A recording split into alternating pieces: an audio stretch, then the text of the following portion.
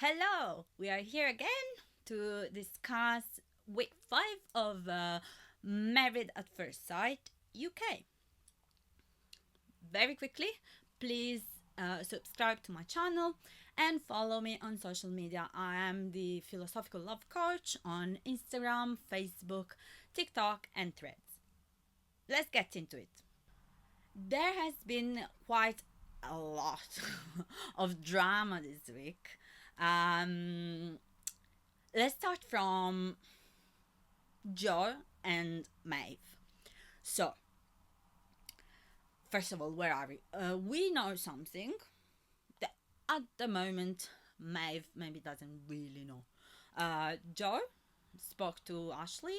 He opened up about his situation, his relationship with Maeve, and he said he's not really sure that he loves her and that the relationship can work in the long term in real life outside of the experiment. But something else has also happened, which is, quite a lot. Um, First of all, um, Joy is going through something really hard. During the show, he lost his grandfather. So, of course, he's grieving. He took time off, he went home, he spent time with his family, and you know, I understand that he needed that. Where uh, Joe, I think, could have done a little better is in communicating with Maeve, because he left and didn't let her know what was going on. Even in a situation like that, when you need space, when you need to be alone, when you need to be away, when you need to be with your family, whatever your needs are, if you communicate those needs, the situation becomes so much easier for everyone to handle. What's happening right now is John not telling Maeve what's going on. Maeve doesn't know where she stands. She's got these gaps in knowledge in what she knows that is happening. And what we tend to do as human beings is we tend to fill the gaps. When we don't like uncertainty, we don't live well with uncertainty. So when there is something we don't fully understand, we tend to fill the gaps with what feels familiar, with what we know. And what Maeve knows, what's familiar to her, is that she's going to be left. She's going to look like a fool. She's going to be hurt. She's going to be not chosen. This is what she knows about her story. This is what she's telling herself. This is what's familiar to her. So Joe going away to spend time with his family and not communicating, hey, Maeve, I'm going through something really hard. I'm gonna take some time to spend with my family. I'm gonna come back and I'm gonna speak to you soon. But sorry, like I really need this right now. Becomes really hard for someone who thinks that silence means they're going to leave me. I understand where she's coming from, and I'm really sorry to see her like that because I like Maeve. She's such a lovely person, and she's been crying, she's been so upset, and I understand why. I understand what's going on in her head. But I want to be realistic for a second. So, in a normal long term relationship, if one of the two partners goes through something so big, like Joe is going through, losing someone, the natural direction usually is to turn towards your partner for support. One person is going through something really hard, the other person is going to have their back and lift them up and try to support them, like, really. In this case, though, why I say I want to be a little realistic is because even though they are married on the show, Joe and Maeve have only known each other for a few weeks. So, unfortunately, their relationship is not at that level where you have established that much trust, such a strong bond that your person is your support system, you know? So, Joe's support system through something so hard, and you know, we need to think about it. Whoever has gone through grief knows that grief can be overwhelming, over consuming. We can't really be too hard on Joe for wanting to be with his families. So I think it's a normal, completely normal reaction, because at this point, Joe's support system is still his family. They're not at that point in relationship when Maeve is his main support system. They're not there yet, unfortunately. So, as I said, him getting away to be with his support system is the most normal thing to happen. What he could have done better would have been to communicate it to her. I need this time. Please don't panic. I'm away with my family. This is where I'm at. To avoid the unknown, where then we need to fill the gaps. And we fill the gaps, as I said, with, our beliefs about ourselves and the world. The problem is something else happened. After a few days away, Joe goes back to the apartment that he shares with Maeve. And the first thing he tells her is, I've been thinking, I'm not sure whether we are compatible. I'm not sure whether we can work in the outside world. Maeve is overwhelmed. She's like taken aback. She's like, what are you talking about? Of course, imagine having someone that a few days before says publicly that they love us and that they never met anyone so special, and then a couple days after they go, maybe I was wrong, maybe I didn't actually love you, and maybe, this whole thing not really good. Maeve is overwhelmed. She says, I am overwhelmed. Joe asks her why. No need to ask why people feel the way they feel. Feelings are valid. When people name an emotion, we don't need to understand why they are feeling that emotion. We only need to acknowledge that they are. I'm feeling overwhelmed. I understand. I'm sorry. Not why.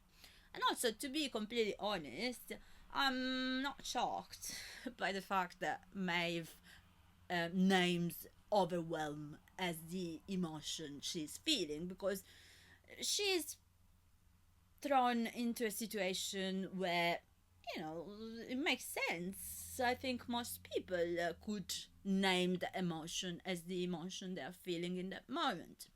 Where are we at the moment with them two? So, Maeve is at a retreat with the rest of the group, and Joe hasn't gone there yet. And of course she's crying, she's spiraling, and I'm really, really sorry to see her go through all that. But if I could speak to her directly and say, look, I want to tell you this, what I would say to her would be, allow it. Allow it. We have this idea that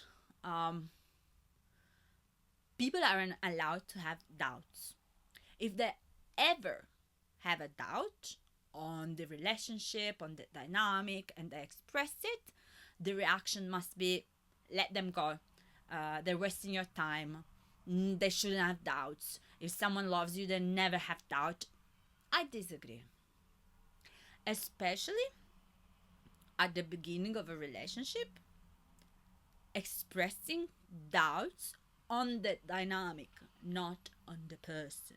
Expressing doubts on the dynamic can be very healthy instead of closing everything down and overthinking things. Oh, maybe we're not compatible. Look at this, how we communicate. Look at that.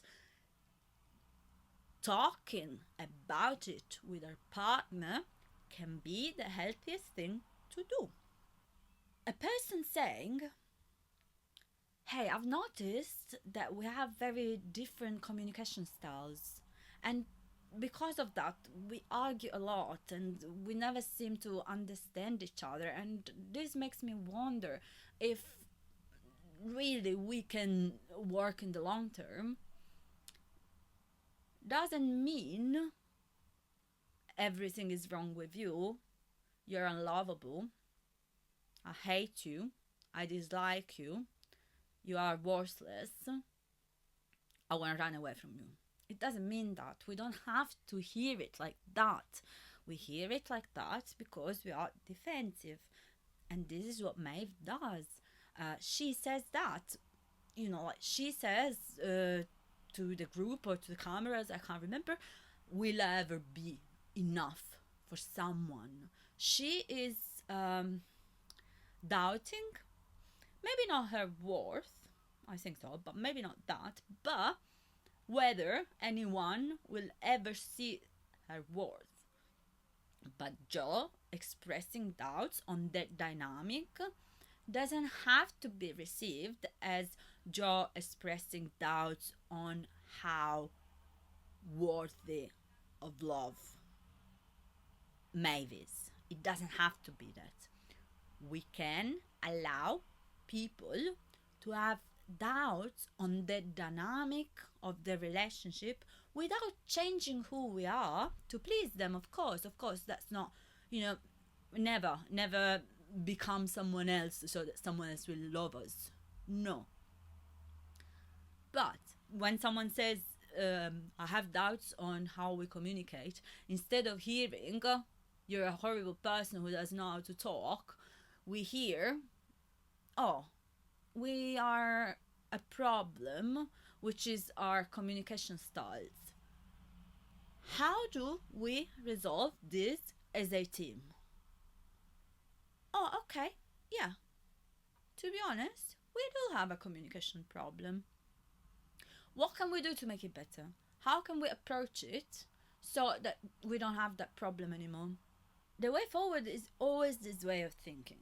There is a problem in the relationship. Let's not take it as a personal attack. Well, unless it is a personal attack, of course, because if someone says, you're stupid, you are worthless, you are dirt, yeah, that is a personal attack. We don't need to engage with that at all.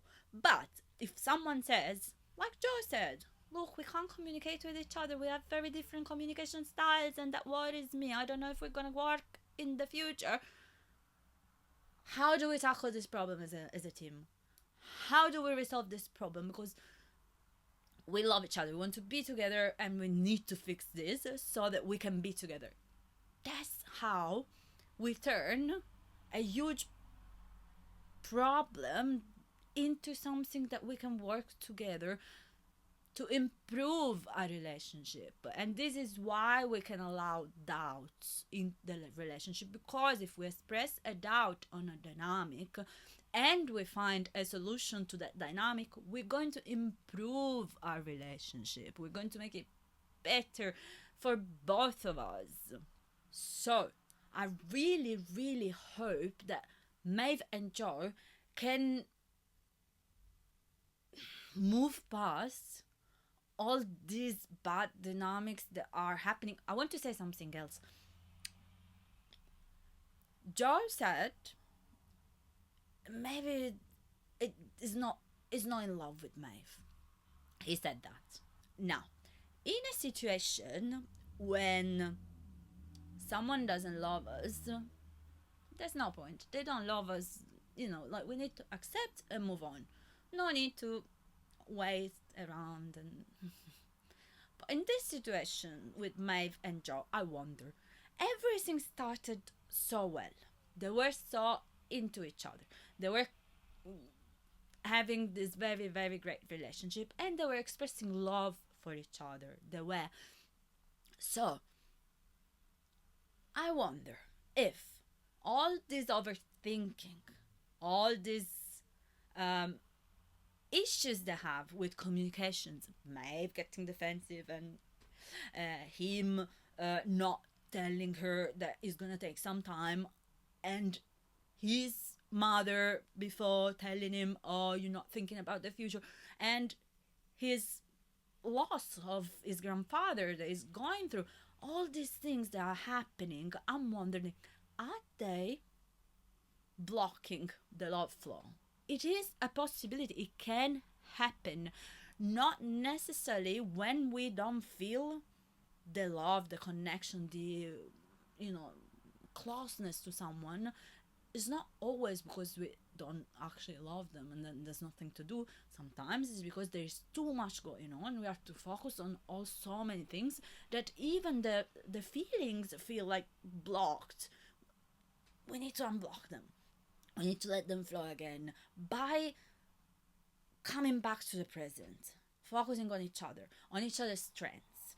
Um, they had it. They had it. That's why I'm wondering. Well, unless one of them was like, Joe was like, but I have to take it, at face value. What they're telling us. This is what I'm commenting on. So if they had it, and right now he's not feeling it, and he's also expressing all these doubts, let's see what happens, because it's not impossible that if they both work on recreating that connection and that closeness and the bond, they can move past all these issues and find again who they are. Best luck to them, and let's move to the next drama. I wanted to say couple, but I said drama because it's another drama. Julia, Ruth, and Devani. Okay. First of all, I think we are all allowed at this point to think that maybe Julia Ruth is not there because she actually wants this relationship with Devani to work and progress.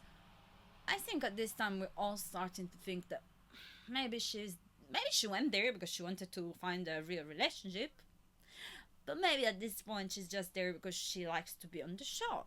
Who knows? Because it doesn't seem like she's into Devani at all, despite what she's tried to say the last couple of episodes. She doesn't seem like she's into him at all. But there is one thing that I'm not really, really liking. It's how everyone, the group, is kind of ganging up on her. I'm all for calling out bad behavior. But like Paul, the expert, he said that. He said we don't need to call people bad people. We can just say there are people with bad behaviors. And I agree with that 100%. We don't need to create the evil character of the situation because we disagree with what they're doing, or because what they're doing is against our morals, it makes us angry, whatever. We are not only allowed, but we have a duty to call out bad behavior when we see it. So I appreciate everyone, wanting to protect Devon. It's fair. At the same time, I think it can be done in a bit of a different way.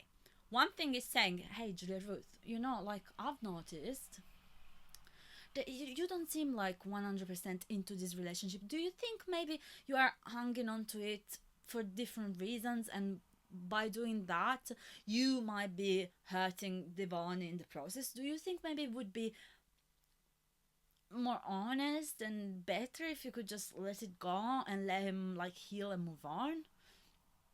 Yeah, we can do that. We actually should do that. But how do we do that? We always say communication is very important in relationships. But we need to be aware that communication doesn't only mean saying everything, always talking all the time. It's also how we say things. There are ways of saying things, exactly the same thing. There's nothing that is off limit. We can say everything, but there are ways to say the same thing. There is an accusation, there is a personal attack, there is pointing fingers, judgment, and there are ways in which we are expressing our opinion and asking the other person to adjust their behavior because we find it, inappropriate in that moment.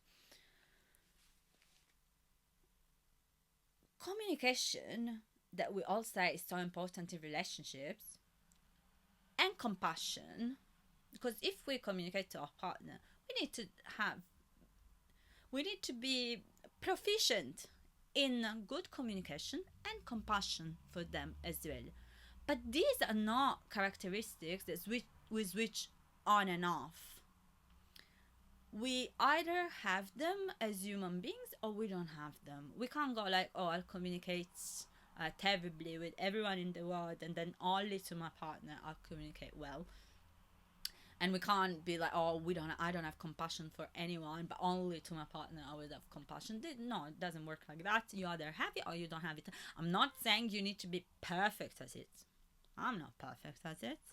Sometimes I just, my emotions take over. I get overwhelmed with, like a lot going on in my head, and I don't say things the way I would like to say them.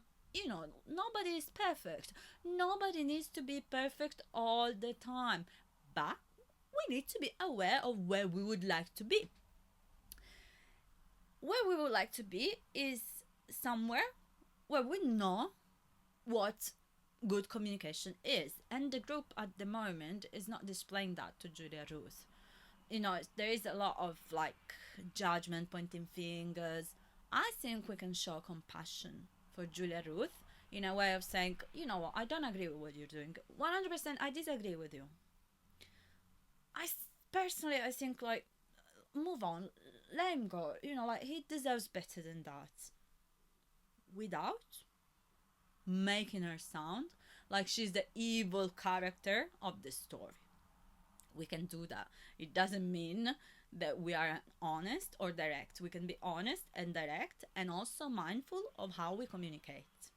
What's going on with Divani though? Well, I think Divani is choosing to not see what's going on. He's like blinding himself,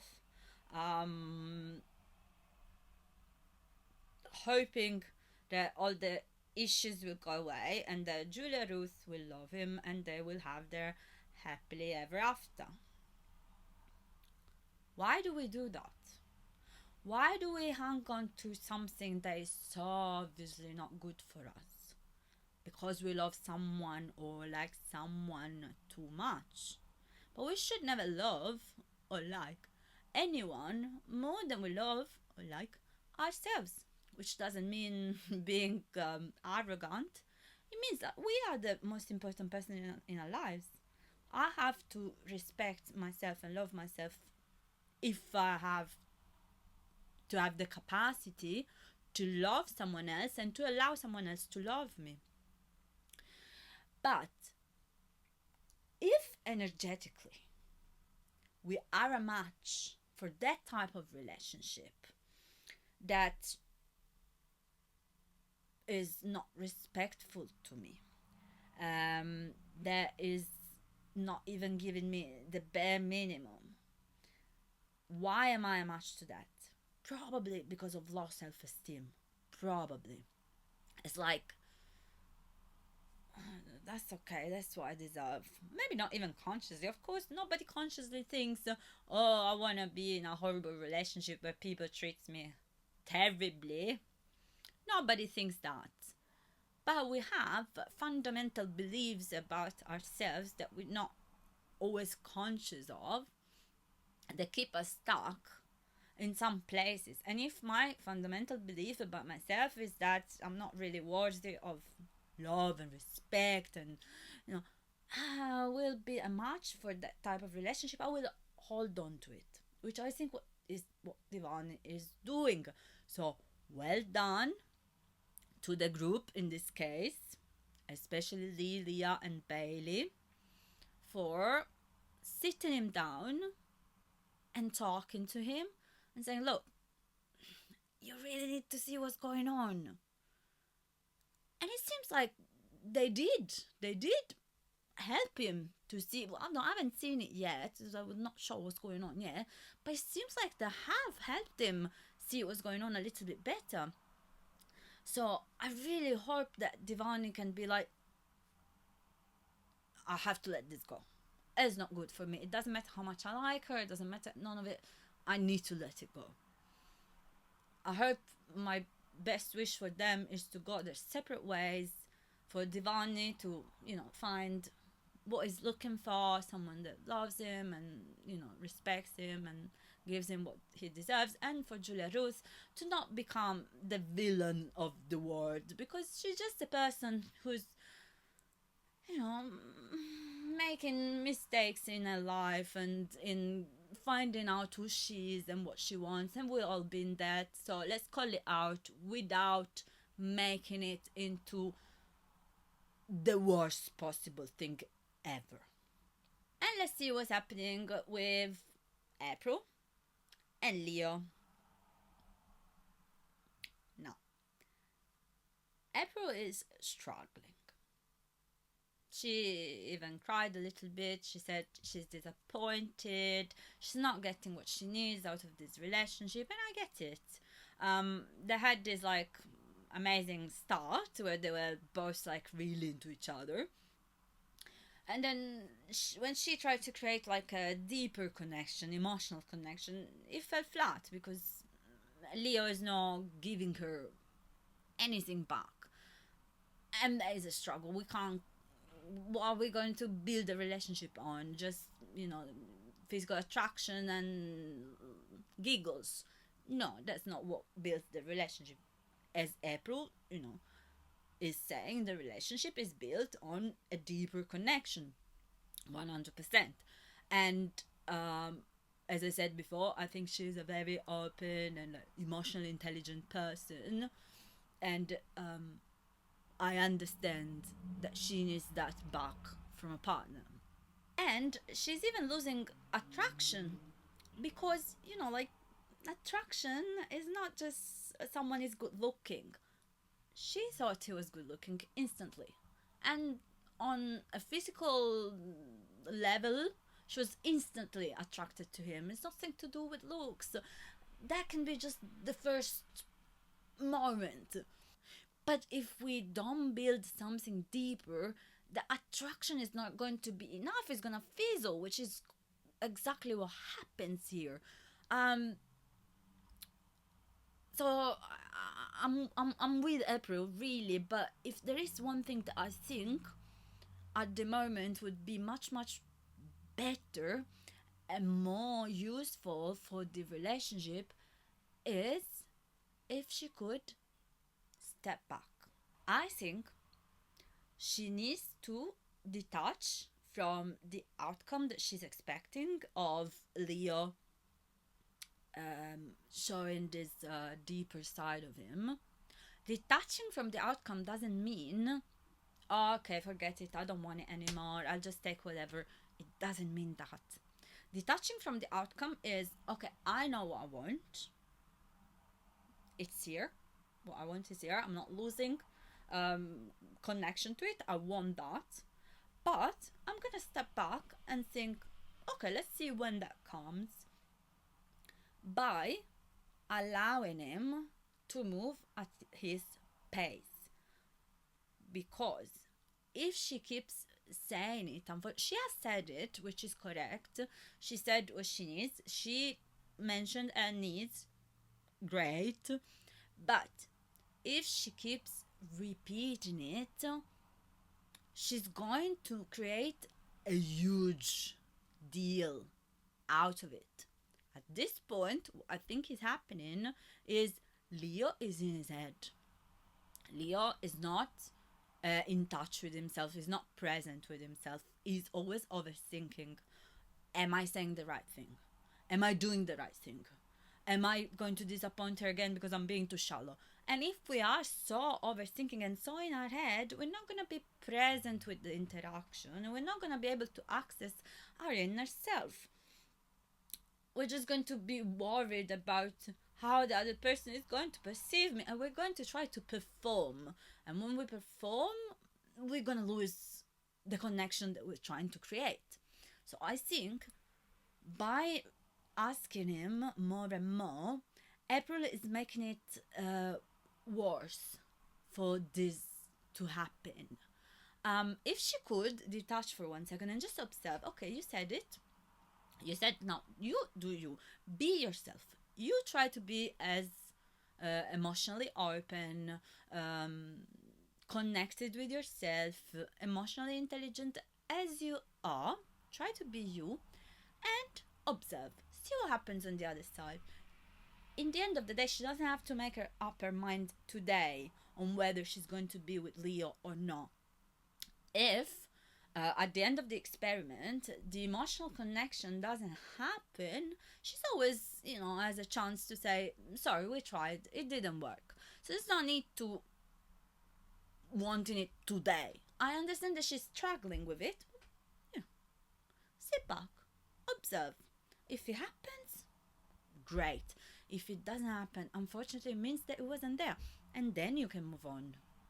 I really, really hope that Leo can access this inner part of him that is so desperately trying to show, and they can move on in the journey, because at the beginning they seemed like, there was something going on. So I hope they can find it again. Let's see how it goes. Well, talking about April, of course I'm gonna mention Ashley, because I don't know what's going on, but it seems like that April might have a little crush on Ashley. But anyway, we're not gonna say anything now because it's not confirmed. So let's talk about Ashley and Grace. What happened this week is that apparently they had an argument that we didn't see on camera. But they resolved it, they moved on, and then Ashley made a joke about it. When he was asked by the producers what happened, he said Grace was being a dick. It was a joke. Everyone laughed. Grace laughed. Everyone laughed. It was a joke. However, Grace didn't like it. Afterwards, he called him out. He said, you have this way of, joking about me, making me sound as if I'm the one who's always like doing something wrong, and I don't like this type of jokes. And that's perfectly fine. If something makes us uncomfortable and we don't like the way someone is talking about us, even joking about us, we need to be able to express that, because a joke is only fun if two people laugh. If one person finds it offensive, then it's not a joke anymore, just one person laughing at them. It's not funny.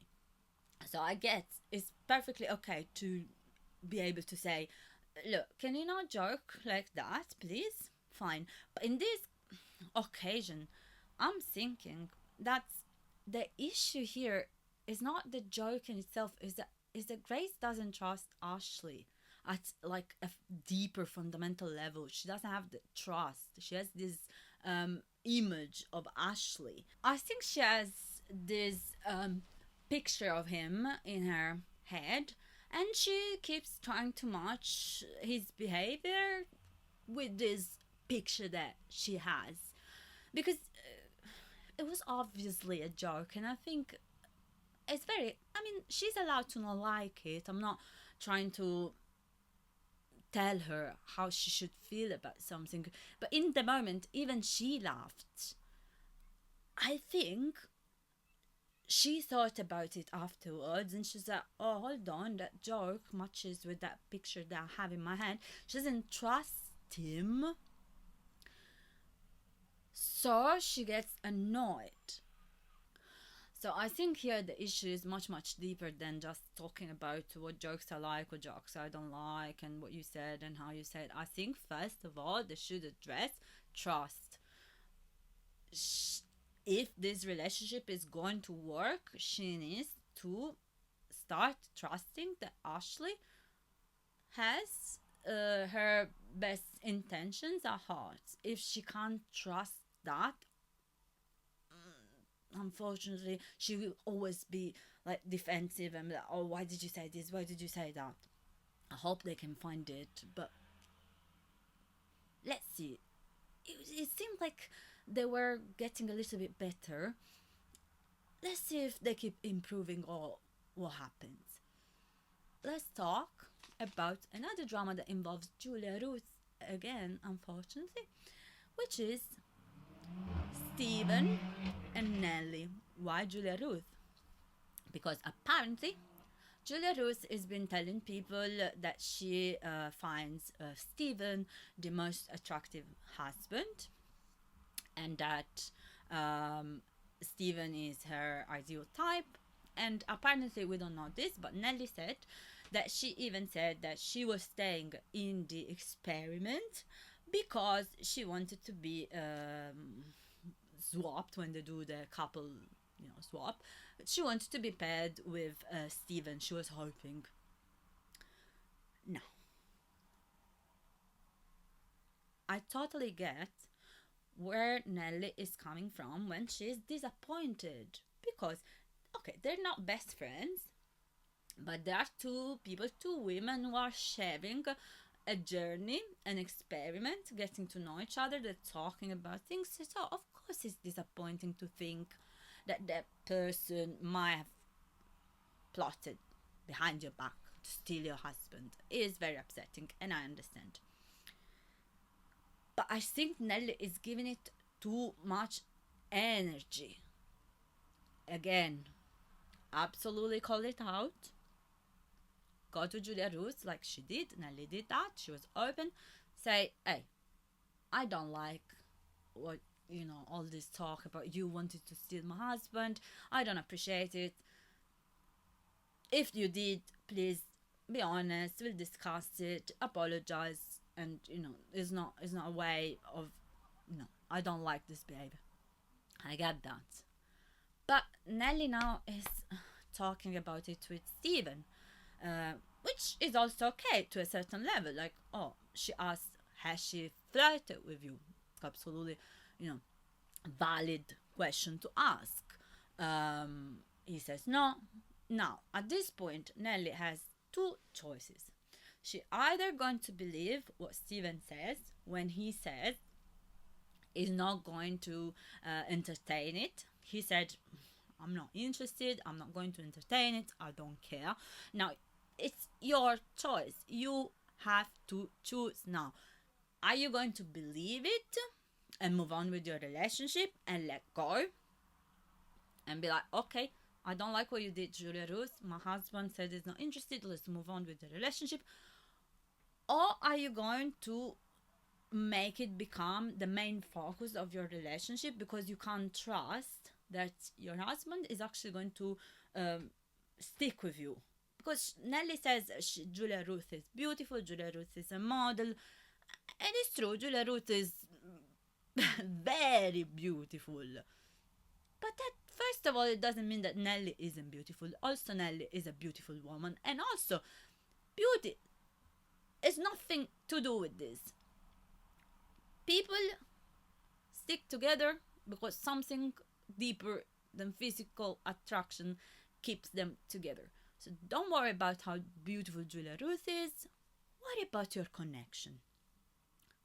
If you're going to choose to believe that your husband is not going to cheat on you, keep going with your relationship and with your connection. If your husband, of course, gives you reasons to think that something is going on, if you see behaviors, then it's a different story. But at the moment, she hasn't seen anything that makes us believe that Stephen could be interested in Julia Ruth. At the moment, we can't predict the future. So I would say to Nelly, let it go. Let it go. You took it out of your system. Now, enough with this story. Choose to believe your husband. And what happens if your husband was lying? You will get hurt. But there's nothing that you can do about that. It's not by obsessing about what could potentially happen in the future that we can protect ourselves from this future happening. It doesn't work like that at all. Obsessing, oh my god, if he cheats and if it's this and if it's that, is not gonna keep us safe from something hurting us. At the moment, she's just too terrified. Her whole demeanor is about that. Everything is about, I don't want to be cheated on again, and how can Julia Roos do this to me when she knows what my past is. I get it, Nelly. I get it that you're scared. I feel for you, honestly. Please, you are the only person that can take yourself out of that. Nobody can do it for you. Julia Roos can't do it for you. Steven can't do it for you. Kia, which is like showing a lot of support to Nelly, can do it for you. You have to do it for yourself. Nobody can give you that confidence to think I'm secure in my marriage. I know what we have. Only you can do that. And I know it's difficult at the moment because Stephen, did behave really badly in the past weeks. So, like, that security in the marriage is not there because of what happened before. But if you choose to keep moving on and forget the past and move forward and improve the marriage, and it seems like he was improving. They went on a date, they opened up. Steven said that he can see that Nelly is being more present, more spontaneous. So there is improvement. So let's not ruin it because of someone else who fancies your husband. Let it go. But let's talk about one positive. Lee and Leah. I said it last week. Last week I said I have hopes for this too because I can kind of see that, like there is something in Lee that, like I like about this. I like Leah, of course, but Leah is amazing. But, even in Lee, I could see that it was there. She was just very closed off, but he was there. And now I think she has been able to access it and opening up to Leah. And even Lee said, I've been more present. I've stopped worrying about like the future, what's gonna happen and how it's going to turn out. I've just been present and enjoying the interactions. And one thing that Lee said that is very important, she said she's been able also to open up because she has this feeling that Leah cares for her. That's like so important. I think this is where the trust with Ashley and Grace is missing, is what Leah are finding. I don't think Grace has got that trust that Ashley has got. Cares for her genuinely. Not that he doesn't. I'm not saying he doesn't. I'm just saying how Grace, I think, perceives it. Lee has found that. She has perceived that regardless of the relationship, of the labels, of where this is going, the Leah cares for her. This is one important, main, essential step in every relationship. Before we establish anything serious, long term, we need to be able to show the other person that we care for them. This is such a great foundation. If I know you care for me, and if you know I care for you, we can resolve things. Because you will never come from the point of view of thinking that the miscommunication was them trying to hurt you. You always think we misunderstood each other. You can still get angry. I still get angry sometimes. You know, I get frustrated, I get angry. I get all the spectrum of emotions, you name them. But one thing I never ever think is he was trying to hurt me on purpose. He wanted to see me hurt.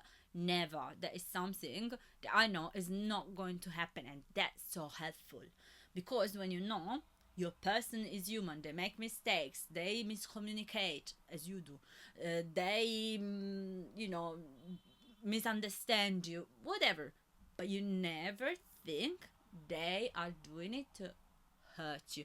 And I think Lee finding this about Leah was so helpful in them to moving on in their relationship. I'm so happy. I wish them all the best. There is still so much to talk about other couples, like, but I didn't mention any of the couples who are doing like super well. Like, we've got Kia and David, of course, best. They're so much in love. We've got Abby and John, also them. They seem like they're doing so well. And we have another couple that was our, well, it still is one of our like best couples, that couples that were doing amazingly, which is Rebecca and Bailey. Oh, we had a little argument, unfortunately, but it's okay because arguments will happen in every relationship. This doesn't take away from what they have at all. So what happened? They had spoken about naming other brides or grooms as their um, typical type, or like. And Rebecca had said, if you ever mentioned another bride as your, like, your ideal type, I wouldn't like that. I would be jealous. I would struggle to even be with you. Unfortunately, what happened was that then Rebecca did exactly the same, because at a spa day, when Bailey wasn't there, she was asked by the rest of the group, um, who would be your ideal type normally in real life? And she said Joe. Of course, Bailey was disappointed. He was sad, he was hurt, and he reacted by wanting time alone. Space, time. Please don't hug me. Give me space. Apparently, this is what they tell us that happened. We didn't see it. And they both agree that he didn't get aggressive, he didn't shout, he didn't call her names, he didn't do anything out of the ordinary. What he did was requesting space. Rebecca took it as a personal rejection. So she felt humiliated.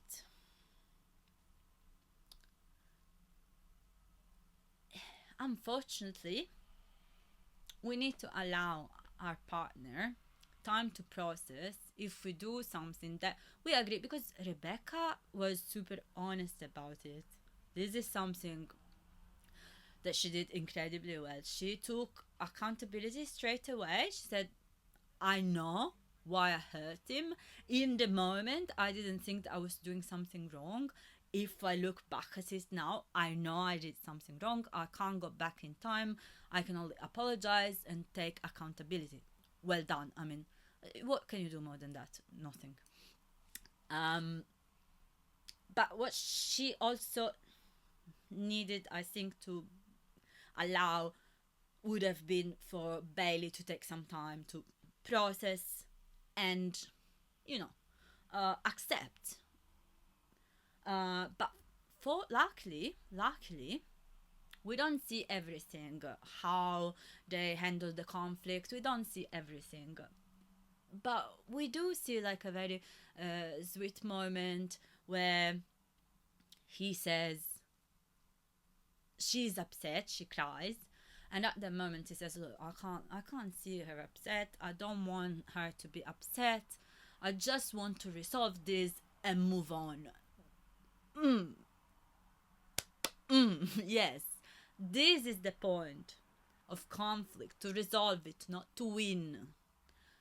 What the boss wanted to do was to find a mutual understanding. They found a mutual understanding. Mutual understanding was that they agreed that what Rebecca did was wrong. She apologized. She understood why he was upset. He understood that she wasn't trying to do it to go out of her way to hurt him. That it was, something that she said. They wrapped it up and they moved on. Conflict resolved. They are stronger than before. So let's also wrap it up for this week. Can't wait to see what happens with all this drama, and I'll see you soon next week. Bye.